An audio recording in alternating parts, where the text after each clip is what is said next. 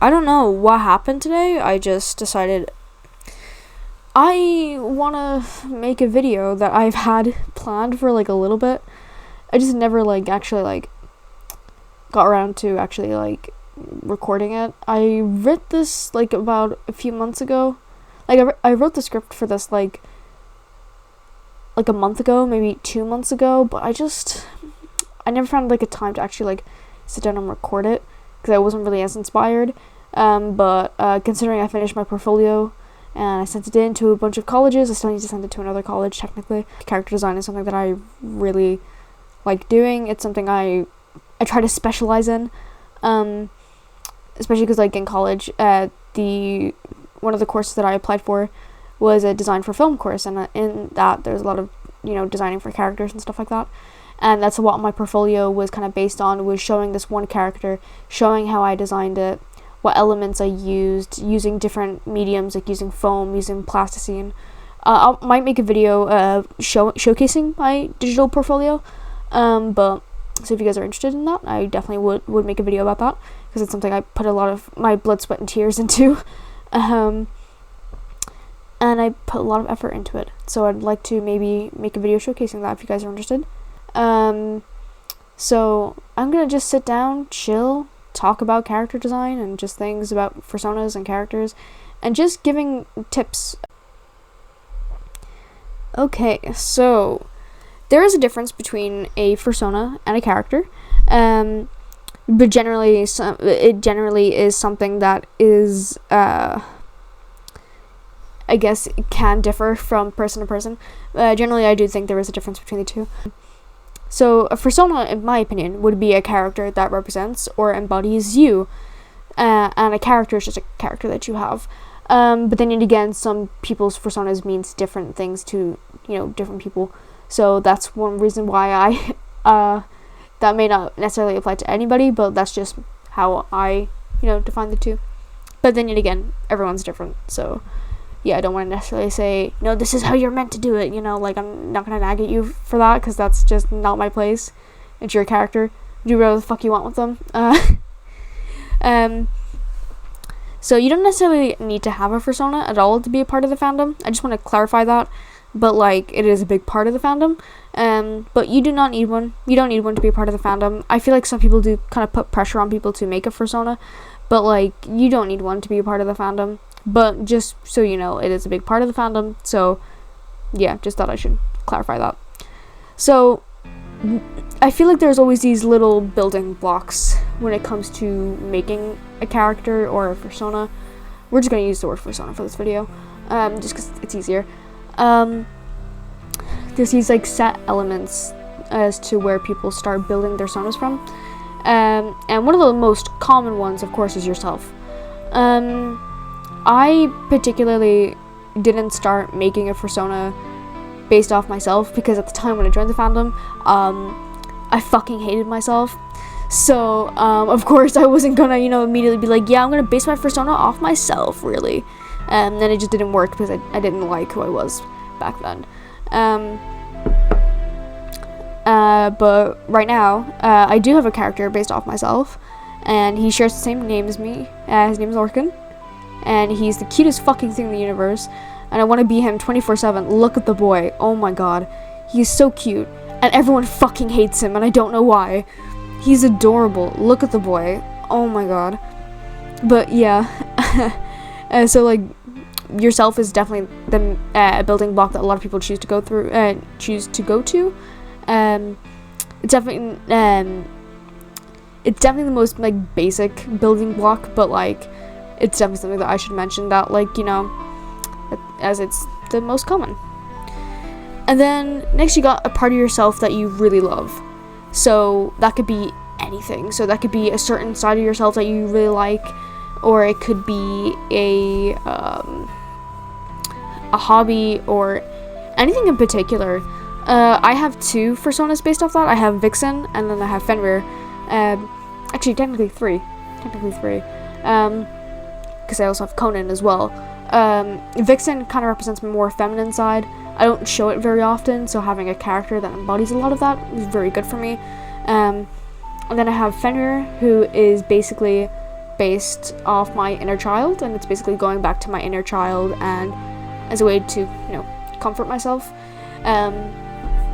I think that's really cute and definitely something that I kind of push away and ignore sometimes, so having a character that kind of embodies all of that is, I think, I say is pretty healthy. I don't know, but definitely something that I wanted to make into a character. And then there's Conan, who I guess I have a love-hate relationship on what he's based on. He loves to collect things. I love collecting things, but it definitely is not healthy, but I don't care, because I like amassing a bunch of shit, and I collect video games and vinyl records, like that shit's expensive, it's definitely making, my fucking wallet cry, but I don't fucking care. It's too addicting. And then you got aspirational, which is just basically a character that you aspire to be. Kane was that for me. He still is kind of that for me a little bit, but he's definitely has a different job now. He more or less is there to ground myself and just more or less a representation of my strength, which kind of ties into the last bit, part of yourself that you really like. So yeah. And then you got something you enjoy, so that being like video games, a movie, a book, TV show, a play, sports team mascot, Hi Zombie Vodka, which, is something that I've seen before. I know my friend Lab has a Fursona that, her Ratsona, obviously, Lab Rat, is based off Portal, and then she has another character that's based off Dishonored, I'm pretty sure. And then I also have another character, that's like that, and that's Fontaine, and he's based off, Fontaine from BioShock. So, you can, just do something like that, just something you really, really fucking enjoy. Like, maybe you really like, the Squip from Be More Chill, and you make a Sona based off, the Squip. Or, say you really like, I don't fucking know, South Park, and you make a character based off Eric Cartman, or I don't fucking know. Like, if you just get inspiration from other sorts of media, then, make a character based off that. That's definitely perfectly okay to do once you're not ripping off the character entirely. And then this one I really like, and that's what brought you to the fandom. And I technically kind of have that, because Rin was one of my first obsessions in the fandom. I was really obsessed with fursuit dancing, and I'm still technically really interested in it now. And I just really loved his Sergal suit, and that was like my first introduction to Sergals. And so I made Kane, and out of pure boredom, and I loved him so much. So he kind of keeps me loving the fandom, because Sergals were like my first fascination in the fandom. So whatever brought you to the fandom, say you really love Telephone and you make a Dutch Angel Dragon character, or say you really like Majira, so you make a really say Majira introduced you to the fandom, so say you make a really bright colored fox, or I don't know, say I don't know what else could bring you to the fandom.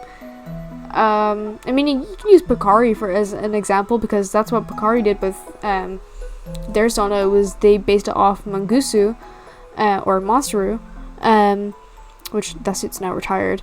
It's sad that I know all this shit, but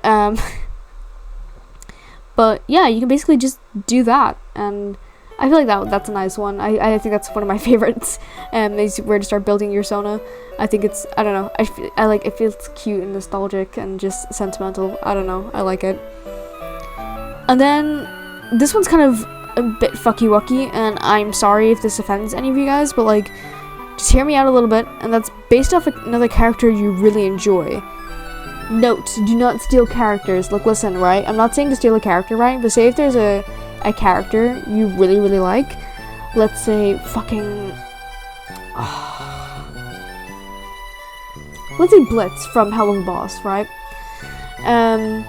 if you really like how that character acts, basically make a character with a similar personality to Blitz, or how you can just use his color scheme or his color palette, but make the character completely look different, and maybe have a different personality. Whatever it is, like use that as inspiration. But of course, do not steal characters. I think that's the only wrong way in my book to make a persona or a character.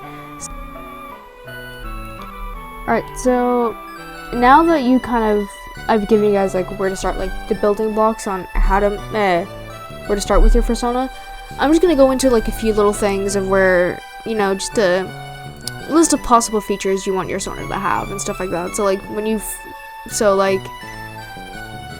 species, colors, clothing, that sort of thing. So yeah, I'm gonna try to get through this as fast as I can. So yeah, so when it comes to species, of course, a lot of what I said up there, so what brought you to the fandom, that sort of thing, can also play into species. But pets that you've owned, based off your favorite animal or animals that suit your personality. For example, I was a wolf kid when I was little. I'm not proud of that. Of course, when I made Lorcan, I made him a red wolf initially, but I also made him a husky because I really loved huskies as a kid too.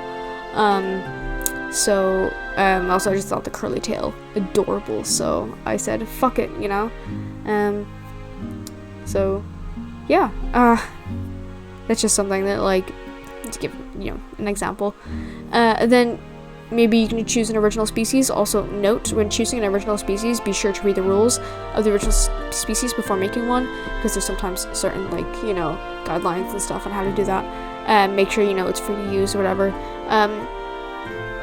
I have a lot of opinions on original species, but like not gonna get into that in this video, because that's not what this video is about. Alright, so then we got into colors, right? So you can basically make your character off your favorite colors. You can do it off natural colors, or just a color palette that you really like. That's how I basically did Baron. I really liked that color palette, and I just wanted to make it into my character, and that's how Baron came to mind. And there's still a bunch of other characters that I really want to do based off other color palettes, but you know what, I'm going off topic, I need to keep going. So now we're gonna move on to like clothing and aesthetics. Of course, you don't need to put clothes in your persona if you don't want to do that, but aesthetics is definitely something that you can definitely consider. I'm just gonna list off a few to get you all started. So punk is number one, obviously. Totally not biased at all. Emo, e-culture, so like e-boys and e-girls. Goth, grunge, steampunk, cottagecore, indie, kawaii, metal. There's a bunch of other aesthetics and subcultures and clothing styles that you can definitely go for, but those are just a few examples, just to get y'all started if any of that piques your interest. And then we're going to move on to markings. So you can definitely go for stripes. Spots are the most common. Gradients are also very, very common. Then detailed symbols. So basically, say for example, I wanted to get the Skyrim emblem on one of my characters because I have that as a tattoo.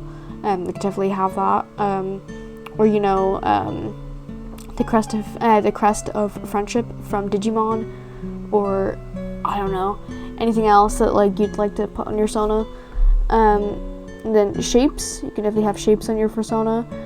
And then we're also going to move on to accessories. So you can have like a weapon or a tool. For example, Lorcan actually originally he didn't have a story, but he actually does kind of have a story now. He actually has a whip, but he also is able to use that as a grappling hook and probably something else. I'm still kind of developing that, but that's one of my characters, has an accessory like that. And then jewelry, for example, Kane has a padlock sometimes. Then there's a certain bag maybe, or something that brings them comfort. Alright, so we're going to talk about something that's a bit more, I don't want to say advanced because it makes me sound like a pretentious asshole, but it's definitely something to consider. You don't have to do this, but if you want to make the character look a bit more appealing, or to look a bit more, I want to say, how do I say this nicely? Jesus. If you want the character to have a bit more appeal, this is definitely something to consider. And that is to think about shapes for your Sona. So, for example, if we talk about Spoctor and Sona, and then you got Tech, right?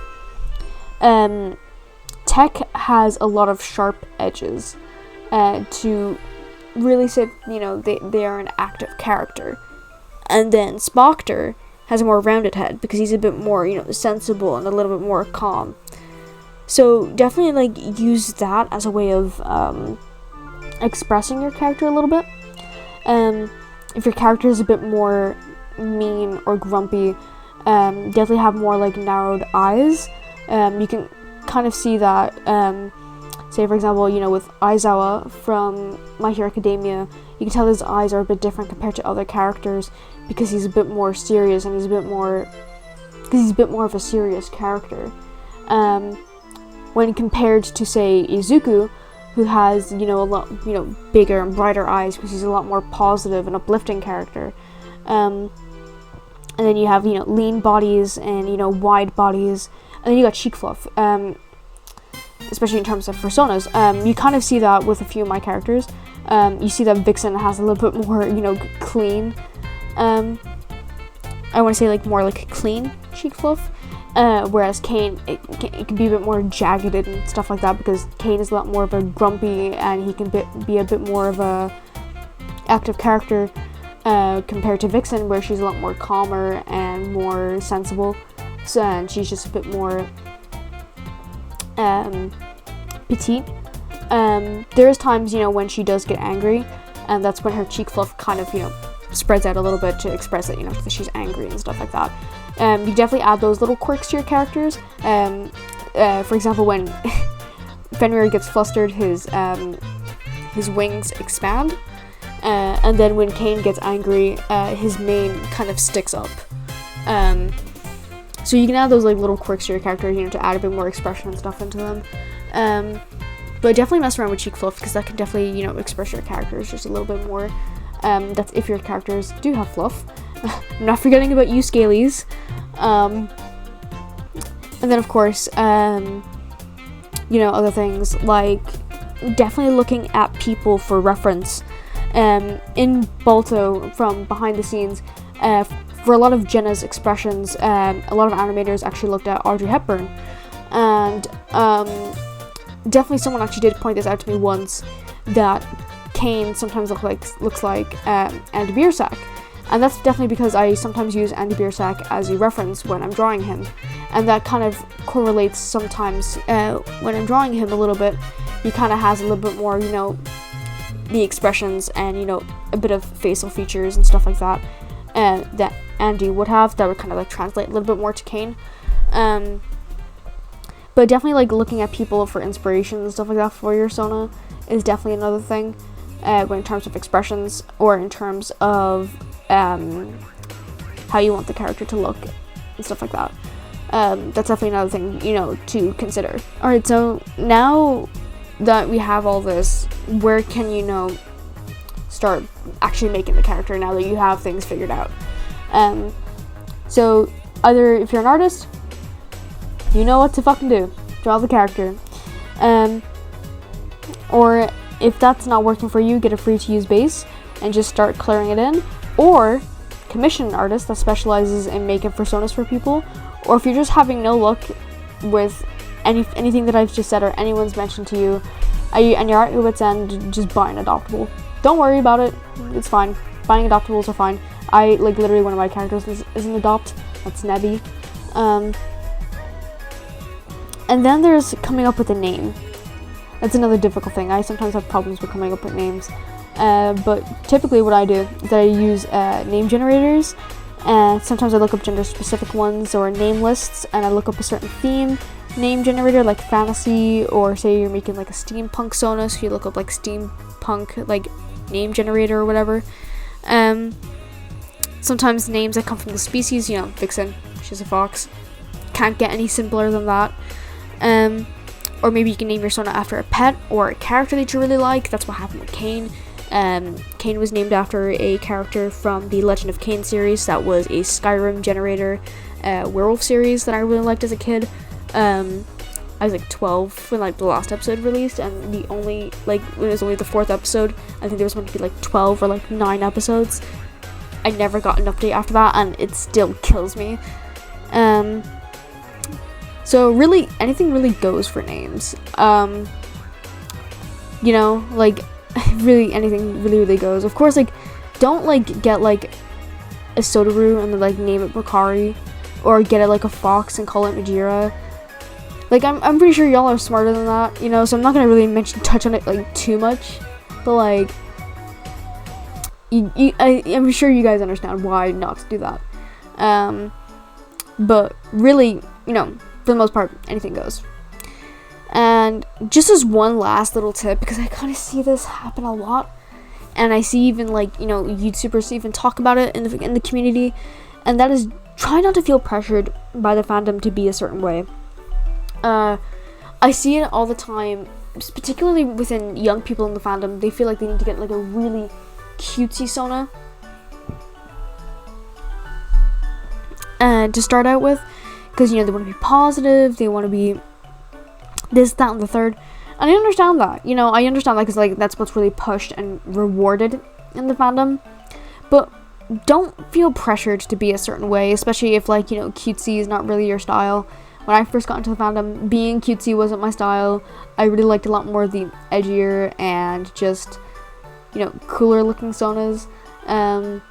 So I just kind of went ham and just made Cain. I wanted him to look cool as possible, and I still like having him, don't get me wrong, but I definitely wanted to explore a bit more, which is why I made Lorcan. Because I never really got, you know, to be, you know, more cutesy or whatever. So I was like, Lorcan, baby boy, need to make him. He's cute as fuck, and I love him. But yeah, just don't feel pressured to be a certain way in the fandom. It kind of bugs me sometimes, because I feel like some people are pressured to be a certain way. Just cheesy. It's cheesy. Be yourself. Just be yourself. Don't feel pressured to be a certain way in the fandom, because it's rewarded. You know, like, I feel like that's just something that's really important. Like, this is your character. Have it represent whatever you want it to represent. Can't get any simpler than that. So, yeah, I feel like that's everything I need to say. This video is going to be hell to edit, because I said so much and I ramble so much, because it's something that I hold very dear to my heart. I love designing characters. It's fun. I love making characters. I still have so many characters I need to make. There's a shark. There's an otter. There's a few protogens I want to make, because, I don't know, I have a lot of ideas for protogens. And then I want to make a deer and African wild dog Sona. There's so many I need to make. But I'm rambling on, and I need to stop. I need to finish the outro. But, yeah, there's definitely something that I really, really want to, it's a video I really wanted to make, because it's something that I hold very dear, and it's very special. It's very special for me. I love making characters. I always have been making characters since I was about 6 years old. So, yeah, I hope you guys enjoyed my tips. I hope you guys were able to find a bit of inspiration with this video. But anyway, I've been Candace Circle, and I'll see you guys in the next one. You never see it coming.